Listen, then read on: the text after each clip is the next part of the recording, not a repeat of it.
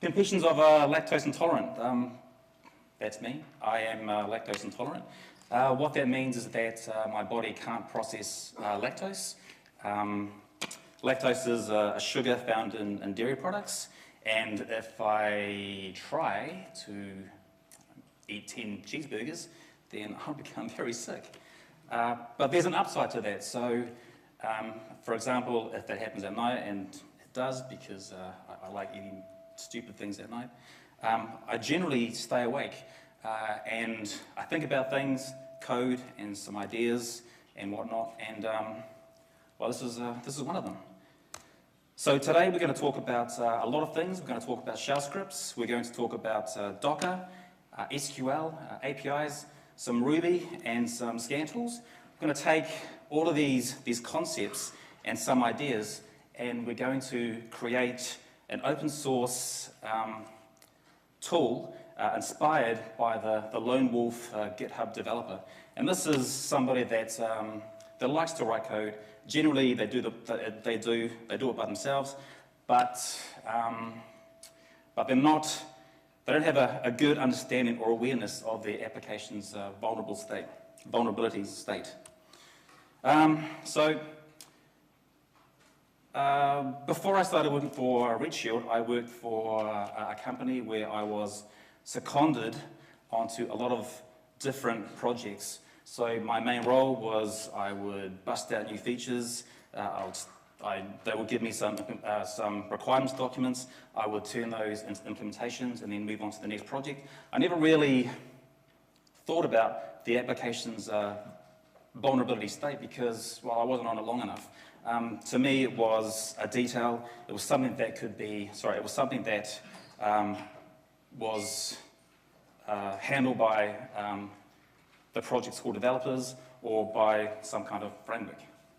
So I've been working for Redshield now for 2.5 years, and during that time I've got a much deeper appreciation for application security, including pen testing and vulnerability awareness. And quite often I would reflect, what if I could take what I know now and give it to myself, say, the Trev from 2.5 years ago, what would my code look like? Would it change at all? But because I now have that awareness of vulnerabilities, the answer is it probably would change. So in my opinion, developers need to be aware of their application's vulnerabilities. It's something you can't ignore anymore. At some point, this stuff is going to get taken over by something, by someone, and they won't even see it coming. So, you know, it's to their benefit to become aware of their application's vulnerabilities. They need to educate themselves on what these vulnerabilities are and what they need to do to mitigate it. If these people can take on these two responsibilities, then it's really a step forward for them to own their code, to own their vulnerabilities. So the tool, it's called fon-diddly-do. The name is a mashup of fondue, which is a Swiss cheese dish. Cheese, white wine, some herbs, you melt it all down and you dip crusty bread into it and you eat it. Now, if you have a condition like mine, you'll instantly regret eating this stuff, but it's worth it because something plus cheese equals delicious in my world. The diddly part, it's just a funny word. You know, I couldn't help myself. I had to put it in there. So the tool itself consists of an app runner, and at this stage, it's largely just a bunch of shell scripts. They've all got various components, and I'll get into those soon enough. We expose the data via a Rails API, and we have Postgres as our data store and for data analysis. So the first component of the tool is the cloner. So this really is just a detail. Essentially, it just wraps the git clone command. Now I've experimented with the GitHub API, with curl and wget, and they all do the same thing. There's no real difference. But for me, if I want to target applications, if I want to target applications hosted on GitHub, then it's quite simple just to search for the apps that you want to target, copy and paste the clone link into a text file, and when you run your application runner, it'll read it in and clone those projects en masse. At some point, I will seriously use the GitHub API and kind of leverage that functionality, but in the meantime, it just gets the simple Simon type of treatment. So the next component to this tool is called the gatherer. Now this resolves application services. It does a lot of the heavy lifting.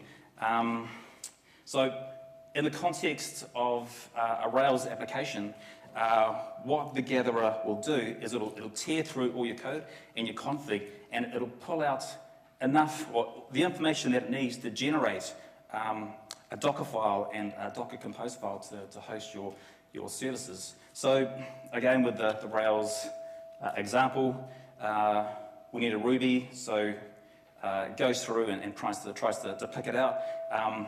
Framework, we know we're using the Rails framework, but what other frameworks does this application need? The database, is it a Postgres database? Is it a MySQL database or something else? Caching, does it use caching?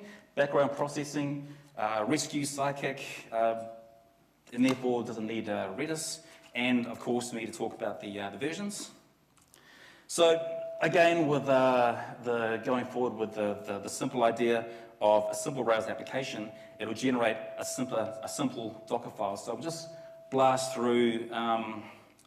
We'll blast through this code quite quickly. So Ruby, we get the Ruby version, and we download the image. Because these images are based on Ubuntu, we need the minimum components required to run our Rails application. Line 9, create our application directory in the container, copy over the gem file and the gemfile.lock, run bundle install. So this will install all the gems that you need to get your application up and running. We can also install our own gems. Brakeman, I'm not too sure if anybody's heard of that, but it's a gem that's used to statically scan Rails applications. We do a copy, and at the end, we stand up our application server. In this case, we're using Unicorn.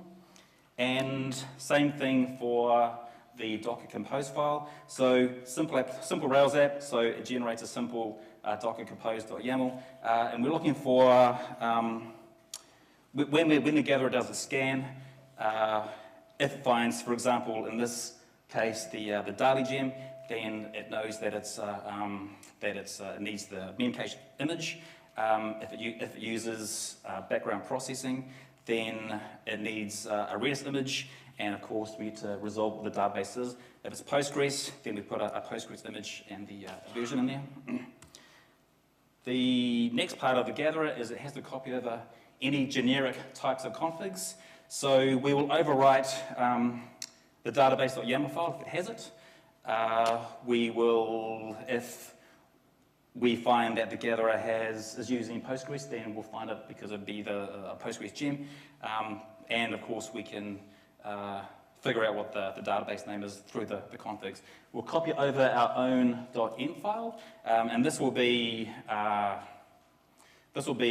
stuff that, like database passwords and so forth. It all goes in there, and then we try to build the whole thing. So the next part is we try to build the whole application stack. And if we're successful, then we can point our scanners at it and pull the trigger. After the scans have run, I'll get to that in a moment, then we tear the whole thing down and do a bit of a cleanup, remove the repository, and then move on to the next repo or the next project. So now I've used a couple of different scanners, Arachne and Burp. I've provided a Dockerfile that you can use to stand up Arachne, but I'm more familiar familiar using Burp. So for these examples forward, my scanner is we Burp, in the constant Burp.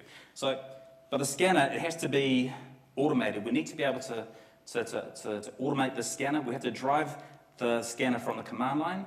We have to pass arguments to the scanner if we can, and it needs to generate well-formed reports. So in the context of Burp, if we want to call Burp from the command line and pass it a target, then we'll have to create a Burp extender. So even though this is Ruby code, don't let that fool you, because we're dealing with Burp's Java application. We're in Java land, which means we need to be aware and implement extenders. So line 4 is kind of an important line. We need to handle our callbacks, and when we do, then we've got that line 10, get command line arguments, and this is how we pass the command line arguments from the command line to our extender, and that goes and passes it to the scanning engine. Excuse me. So next is we need to be able to script Burp. So typically, this is how I would run Burp. Make a call to Java, pass it some arguments. Headless mode equals true, which means no GUI, and then point it at our jar file. But we can take that line and clean it up somewhat. We can create a shell script, shebang it, give it a UMask and a path, kind of, if you maybe consider best practice, I mean, it's up to you. Have our line there and take advantage of our dollar variable, $1, $2, $3 for the values that we want to pass into Burp.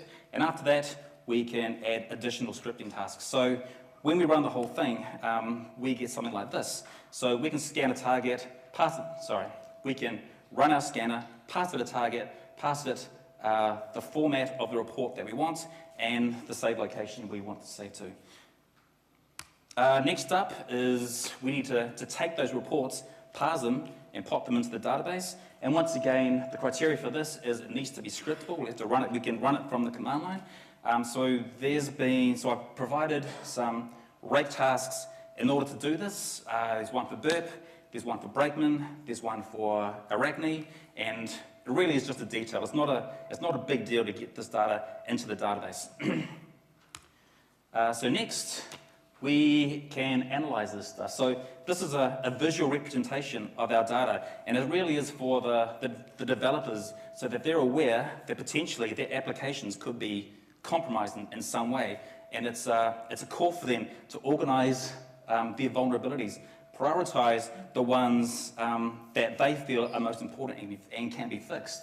Now this is kind of interesting because as developers, they don't really, if you were to mention pen testing and a developer, potentially they wouldn't really go together.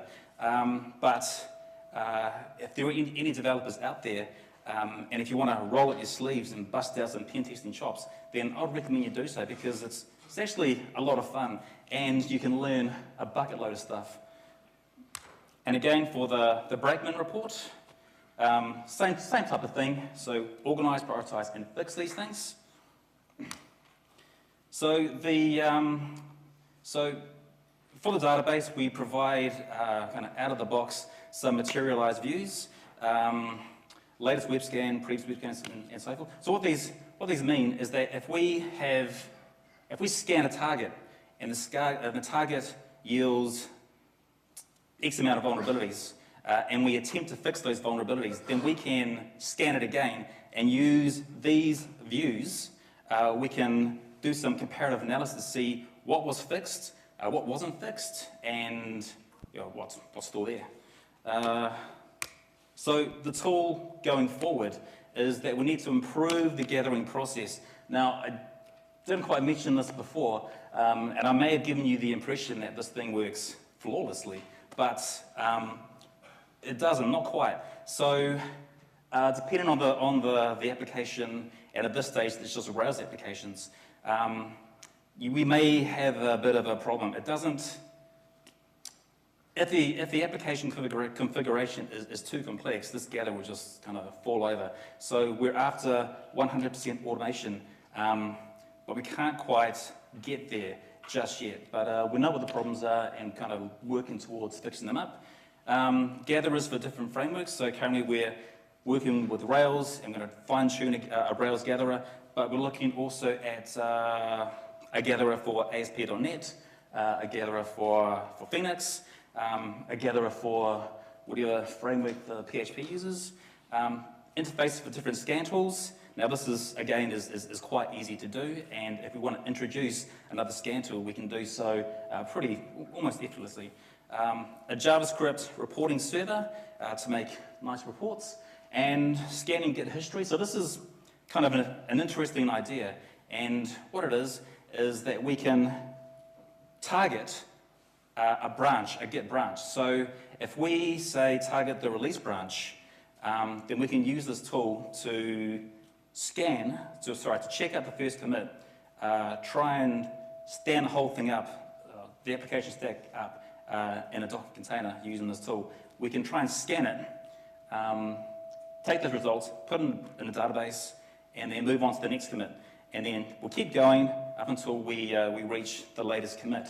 So what that would give us is a history of vulnerabilities from the inception of the project through to its latest commit. So if you like data analysis, if you like looking at data, then this could be a really kind of tasty kind of treat. It could tell you a lot about the application.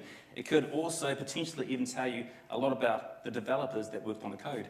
And finally, looking at vulnerability mitigation. So this